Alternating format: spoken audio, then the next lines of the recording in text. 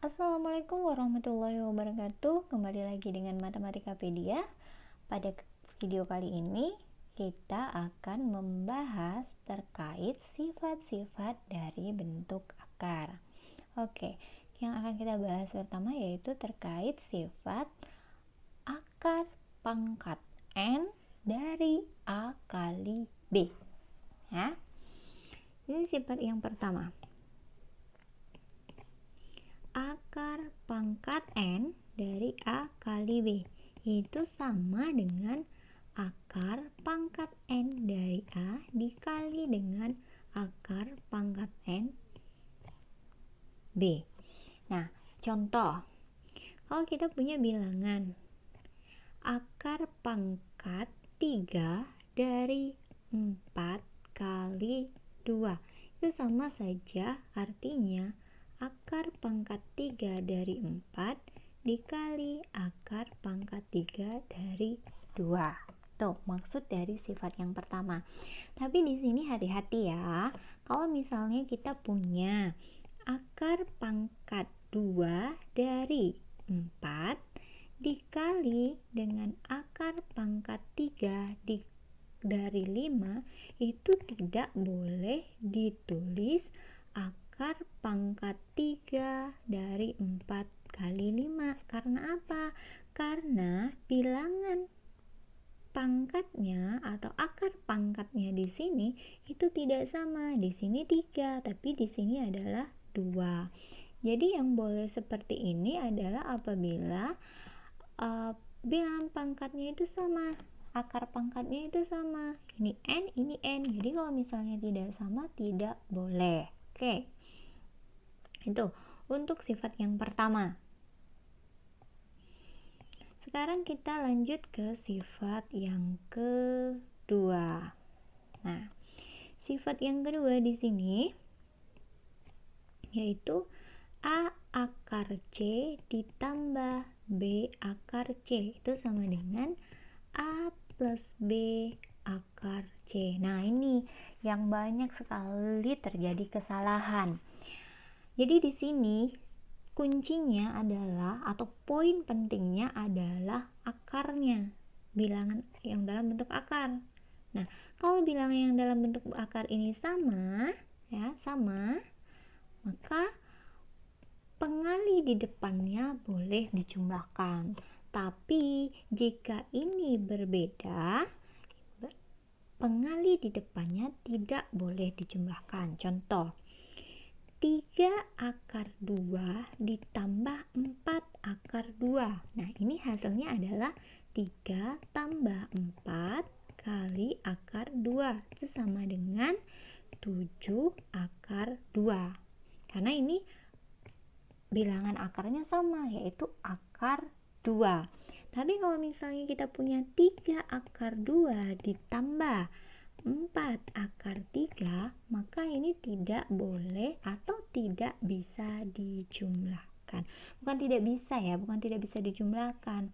Maksudnya tidak bisa disederhanakan lagi. Jadi ini tetap penulisannya seperti ini. Jadi tidak bisa disederhanakan lagi. Oke, itu dia maksudnya. Nah, untuk sifat ketiga itu sebenarnya sama, hanya saja berbeda pada operasinya. Kalau sifat kedua itu kan operasi penjumlahan, tapi sifat ketiga itu pada operasi pengurangan. Itu aja bedanya, hampir sama dengan sifat kedua, hanya berbeda pada operasinya saja. Oke.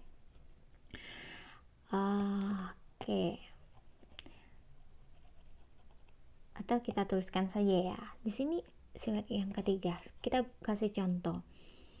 4 akar 7, dikurang ya 6 akar 7, maka hasilnya adalah 4 dikurang 6 akar 7. Jadi 4 dikurang 6 sama dengan berapa?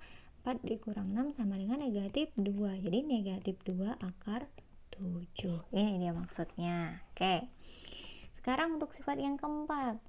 Sepertinya kalau untuk sifat yang keempat ini tidak ada kesulitan ya, karena ini dikatakan akar A dikali akar B. Jadi kalau akar A dikali akar B langsung kalikan saja. Karena apa?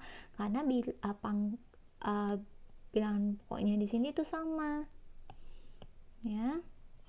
Oke, akar A kali akar B itu sama dengan akar A kali B. Oh, ini pasti semua udah bisa kalau untuk sifat yang keempat ini. Contohnya seperti ini, akar 4 dikali akar 2 sama dengan akar 4 kali 2. Tapi hati-hati pada penjumlahan. Kalau penjumlahan akar 4 ditambah akar 2 ini tidak bisa dijumlahkan. Artinya bentuk sederhananya ya seperti ini, jadi tidak bisa dijumlahkan, itu maksudnya. Oke, nah selanjutnya adalah sifat yang kelima. Sifat yang kelima di sini adalah pembagian. Jadi kalau misalnya perkalian dan pembagian hampir sama, jadi akar A per akar B itu sama dengan akar dari A per B. Contoh, misalnya saya punya akar 4 per 7. Akar 4 per 7. Ya, akar 4 per 7 itu sama artinya dengan akar 4 per akar 7. Nah, fungsinya di sini ini kan bisa ditarik akar nih, akar 4. Jadi 2 per akar 7. Itu dia. Oke, selanjutnya kita beralih ke sifat yang keenam. Sifat yang keenam ini adalah akar C kali akar C. Nah, di sini bilangannya sama. Maka bisa dikatakan sama dengan C. Contoh akar 2 dikali akar 2 itu sama dengan 2. Jadi kalau perkalian dua buah akar yang sama itu sama saja dengan bilangan yang diakarkan. Oke. Nah, di sini kenapa akar 2 dikali akar 2 itu sama dengan 2? Ini salah satu contoh pembuktiannya ya. Akar 2 itu kan sama saja dengan 2 pangkat 1 per 2. Nih, pembahasan terkait bentuk pangkat itu ada pada video sebelumnya. Jadi yang belum nonton silahkan nonton terlebih dahulu. Nah, di sini kan 2 pangkat setengah. Jadi kalau kita punya akar 2 dikali akar 2 itu sama saja dengan 2 pangkat setengah dikali 2 pangkat setengah. Artinya apa? Di sini 2 pangkat setengah tambah setengah. 2 setengah pangkat setengah dijumlah setengah tambah setengah berapa? Ini kan 2 per 2, artinya 2 pangkat 1. 2 pangkat 1 hasilnya 2. Nah, itu maksudnya. Kenapa? Bisa perkalian dua buah akar yang sama itu hasilnya adalah bilangan yang diakarkan. Oke, kita lanjut.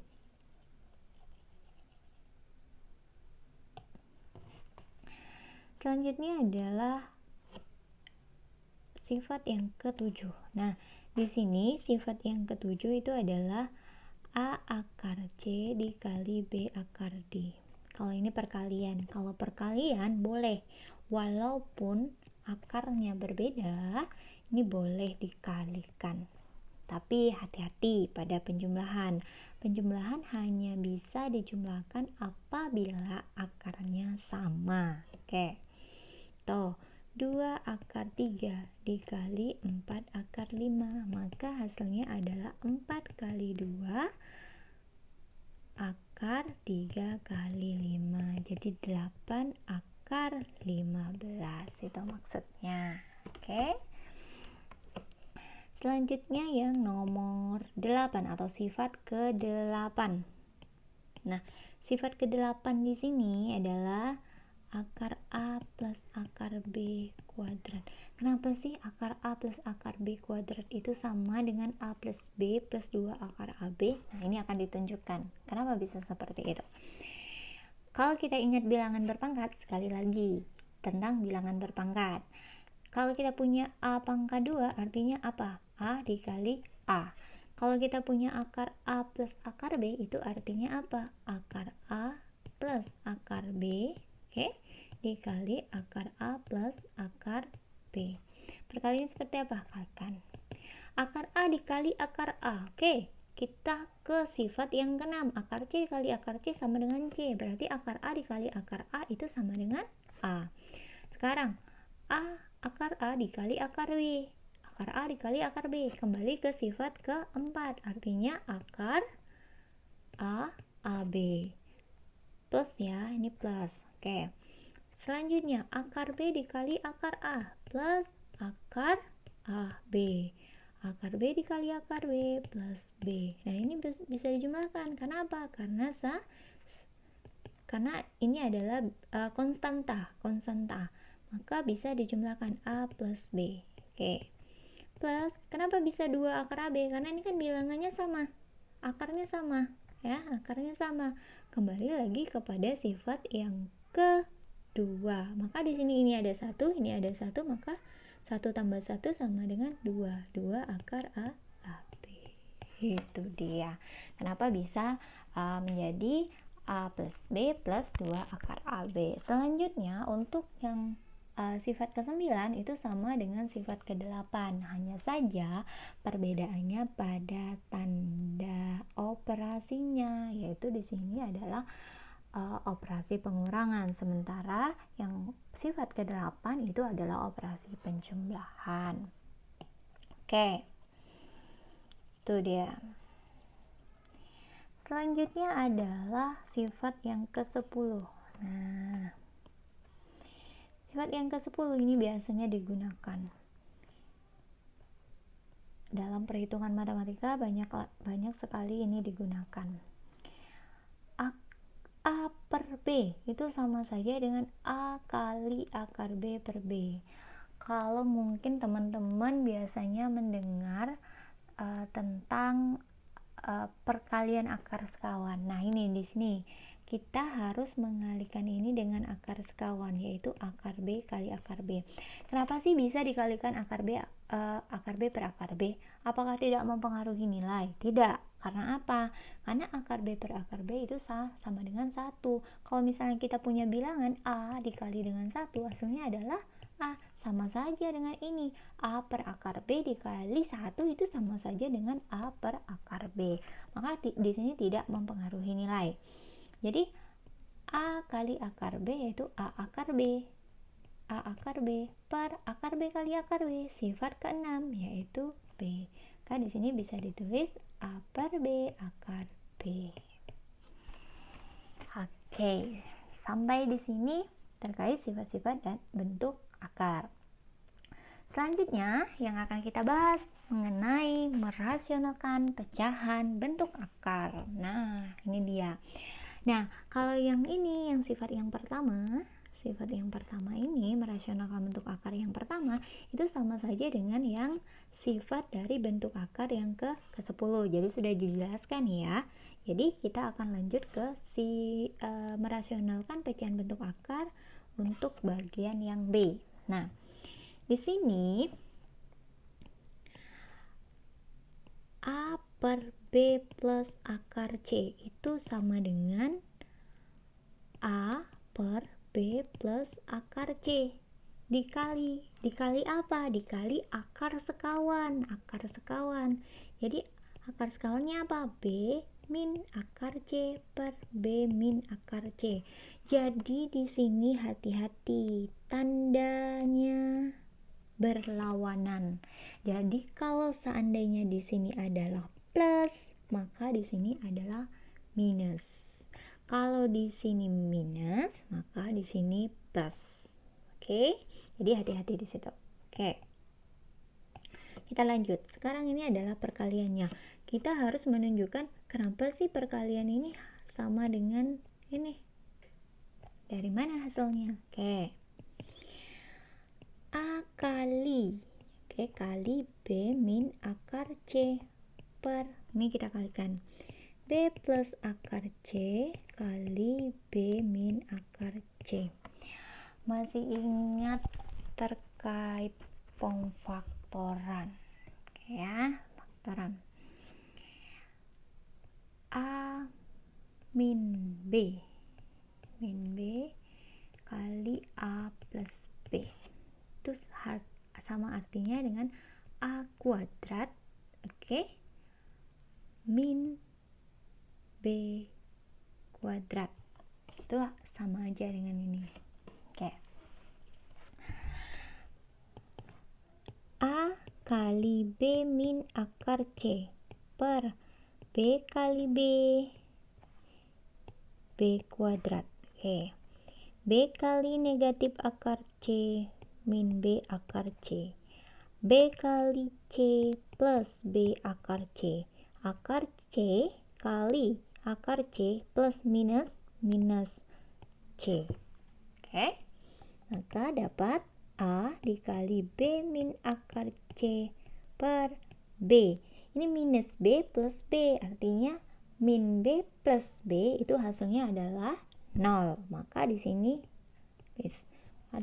tinggal negatif C. Maka B kuadrat min C. Nah, itu dia. Jadi hasilnya adalah A dikali B dikurang akar C per B kuadrat min C. Itu untuk sifat yang kedua. Oke, teman-teman, untuk yang ketiga ya, sama dengan sifat yang kedua ini, cuma bedanya hanya ini aja, positif negatif. Jadi kalau di sini yang negatif, maka di sini yang positif. Itu aja sih bedanya untuk yang poin yang C. Sekarang kita lanjut ke poin yang D. Jadi teman-teman bisa buktikan sendiri untuk poin yang C ya. Poin yang D, oke. Poin yang D adalah A per akar B plus akar C sama dengan, nah ini perkalian akar sekawan lagi, A per B plus akar C, akar B plus akar C dikali akar B minus. Nah, jadi saya katakan tadi itu adalah berlawanan tandanya, akar C per akar B min akar C. Oke, kita kalikan. Oke, jadi kita kalikan A dikali akar B min akar C per akar B kali akar B, oke, akar B dikali min akar C min akar B C, akar C dikali akar B plus akar B C, akar C dikali minus akar C itu sama dengan minus C. Oke, baik.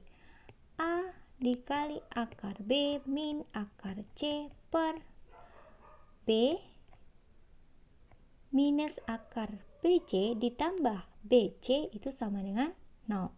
Oke. Jadi di sini B min C. Jadi hasilnya adalah A dikali akar B min akar C per B min C. Oke, itu dia. Nah, untuk yang merasionalkan pecahan bentuk akar yang poin kelima itu sama dengan poin keempat, hanya saja bedanya itu pada operasinya. Di sini penjumlahan, di sini pengurangan. Nah, ini bisa teman-teman coba di rumah sebagai latihan. Seperti apa sih membuktikannya? Kenapa ini bisa? Hasilnya adalah A dikali akar B plus akar C per B min C. Oke, sampai di sini video kita kali ini. Jangan lupa tonton video-video sebelumnya. Oke, assalamualaikum warahmatullahi wabarakatuh.